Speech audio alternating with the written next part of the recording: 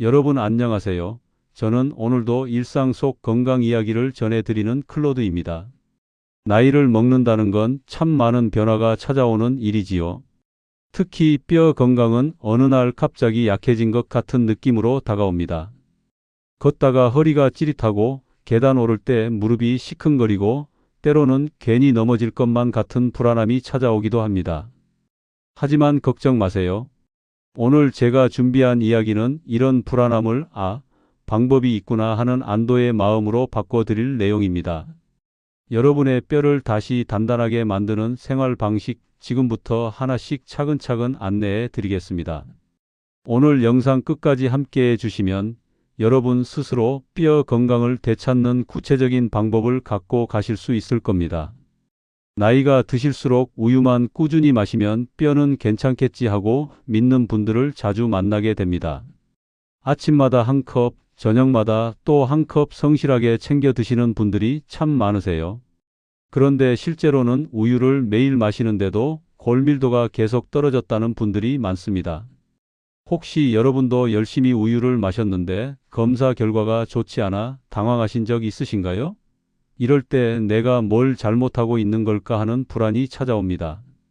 사실 나이가 들면 몸의 칼슘 흡수력이 자연스럽게 떨어집니다. 우유 속 칼슘이 나쁘다는 건 절대 아닙니다. 다만 흡수율이 높지 않다 보니 우리가 기대한 만큼 뼈로 가지 못하는 거죠. 특히 70대 이후에는 소화 능력과 칼슘 대사가 함께 저하되면서 같은 양을 먹어도 실제로 흡수되는 양이 크게 줄어듭니다. 입으로는 들어가지만 몸이 받아들이는 양은 점점 적어지는 겁니다. 이게 바로 우유만 믿다가 뼈 건강을 놓치는 이유입니다. 박말순 어르신도 아침마다 우유 2컵씩 챙겨 드셨습니다. 손주들이 놀러 오면 꼭 우유 끓여 주시는 분이셨어요. 그만큼 우유에 대한 신뢰가 컸습니다. 그런데 정기검진에서 골밀도가 더 떨어졌습니다라는 말을 들으셨습니다. 섭취량이 부족한 게 아니라 흡수되는 양이 적은 것이 문제였던 겁니다.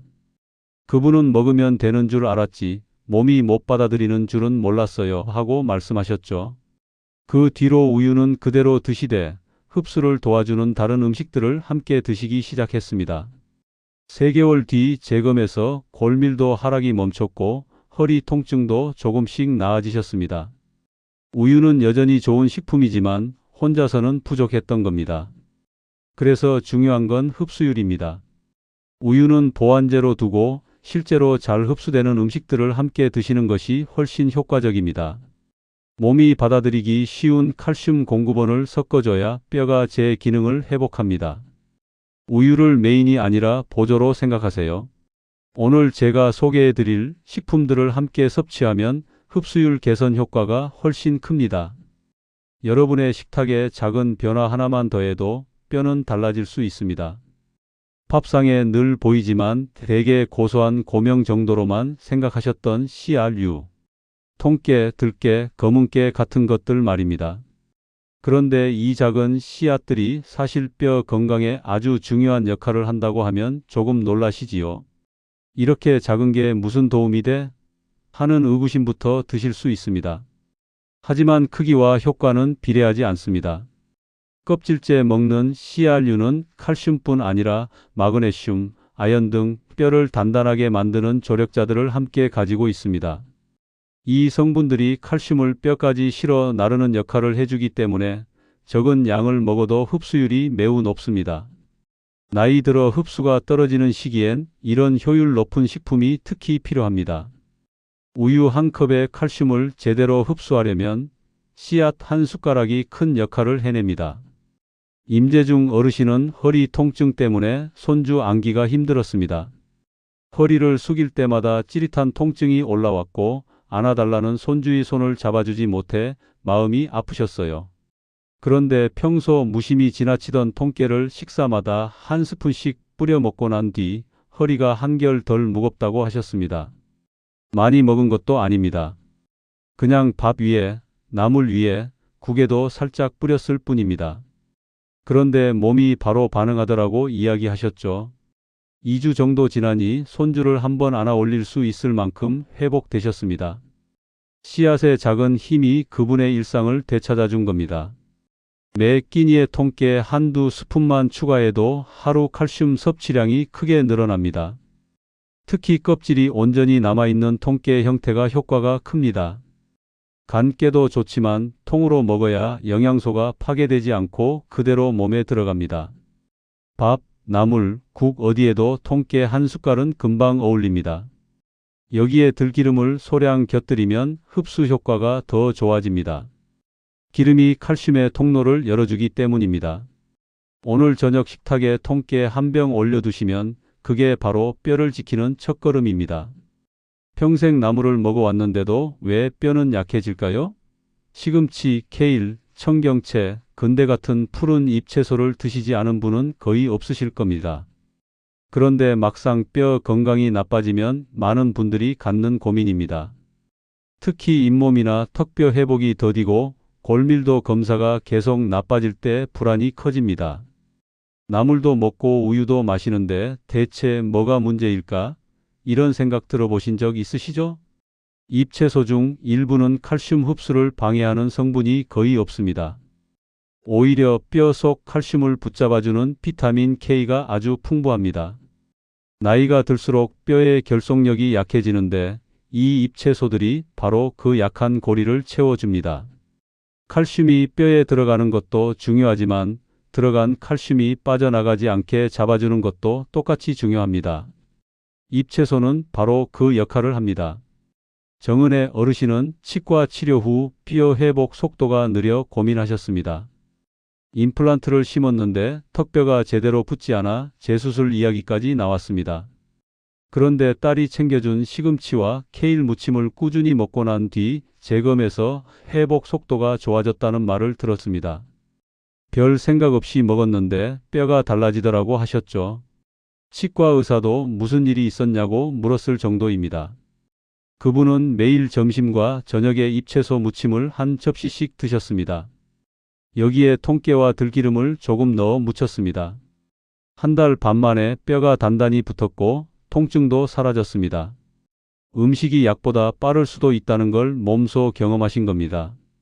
잎채소를 하루 한 접시 혹은 10장에서 15장 정도 꾸준히 드시면 비타민 K가 뼈 결착을 돕습니다. 통깨나 들기름을 더하면 흡수율은 2배, 맛은 더 좋아집니다. 잎채소 무침은 기름을 조금 써도 괜찮습니다. 오히려 흡수에 도움이 됩니다. 하루 10장에서 15장 정도를 꾸준히 섭취해 주세요. 국에 넣어 끓여도 좋고 살짝 데쳐 무쳐도 좋습니다. 중요한 건 매일 드시는 겁니다. 뼈째 먹는 작은 생선들은 건강에 좋다는 건 익히 아시지만 막상 짜서 피하거나 손질이 번거로워 멀리하시는 분도 많습니다. 멸치, 뱅어포, 작건거리 같은 것들이죠.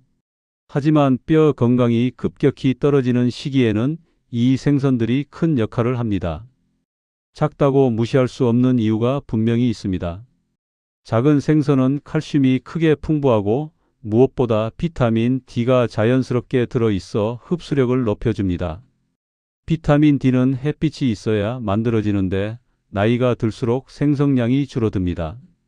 피부가 얇아지고 대사가 느려지면서 같은 시간 햇빛을 쬐어도 젊을 때만큼 만들어지지 않습니다. 그래서 음식으로 보충하는 것이 중요합니다. 작은 생선 한 줌이면 하루 비타민 D 필요량의 상당 부분을 채울 수 있습니다. 김도현 어르신은 무릎 통증 때문에 버스를 오래 서 있는 게 힘들었습니다. 버스 정류장에서 기다리다가 무릎이 후들거려 주저앉을 뻔한 적도 있었습니다. 외출이 두려워지고 집에만 계시는 날이 많아졌습니다. 그런데 매일 한 줌씩 작은 생선을 드시기 시작한 뒤 계단을 오를 때 겪던 통증이 크게 줄었다고 하셨습니다. 멸치볶음을 작은 통에 담아 냉장고에 넣어두고 식사 때마다 조금씩 꺼내 드셨습니다. 먹는 게 약보다 편하다고 웃으셨죠. 2달쯤 지나니 버스 정류장에서 서 있어도 무릎이 덜 떨렸고 동네 산책도 다시 나가실 수 있게 됐습니다. 생선이 그분의 일상을 되찾아준 겁니다. 나트륨이 걱정되면 살짝 볶거나 구워 간을 줄이시면 됩니다. 양은 많지 않아도 됩니다. 손바닥 반만큼이면 충분합니다. 하루 한 줌 혹은 손바닥 반 분량을 기준으로 삼으세요. 조리할 때 물에 한번 헹구면 짠맛이 크게 줄어듭니다. 프라이팬에 기름 없이 살짝 볶아내면 고소하고 담백하게 드실 수 있습니다. 간식처럼 조금씩 씹어 드셔도 좋습니다. 칼슘을 아무리 먹어도 뼈가 받아들이지 못하면 소용이 없습니다. 그래서 나는 분명 챙겨 먹는데 왜 뼈가 약해지지 하고 불안해하는 분들이 많습니다. 음식도 중요하지만 생활 습관이 뒷받침되지 않으면 칼슘은 몸 밖으로 빠져나가 버립니다. 혹시 여러분도 열심히 챙겨 먹는데도 효과를 못 느끼고 계신가요? 비타민 D 부족, 운동 부족, 짠 음식, 잦은 커피, 탄산음료 등은 칼슘이 몸 밖으로 빠져나가게 만듭니다. 특히 60대에서 80대는 이런 요소들에 뼈가 더 민감하게 반응합니다. 식습관과 생활 습관이 함께 맞아야만 뼈가 제대로 회복됩니다. 아무리 좋은 음식을 먹어도 커피를 하루 3-4잔 마시고 햇볕을 안 쬐면 칼슘은 그냥 소변으로 빠져나갑니다. 이게 바로 많은 분들이 놓치는 부분입니다. 최부남 어르신은 자주 넘어지는 바람에 자신감이 크게 떨어졌습니다. 집안에서도 가구를 잡고 걸어야 했고 화장실 가는 것조차 불안했습니다. 가족들은 요양원 이야기까지 꺼냈습니다.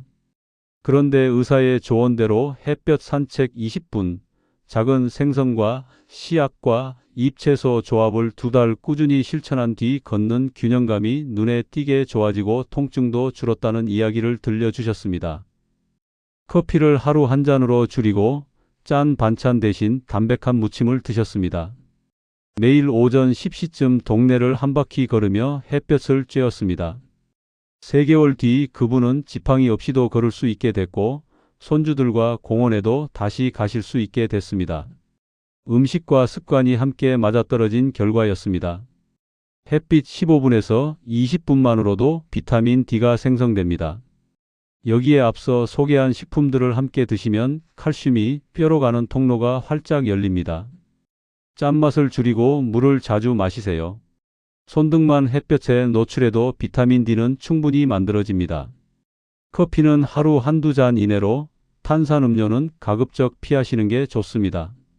작은 습관 하나하나가 쌓여 뼈를 지킵니다.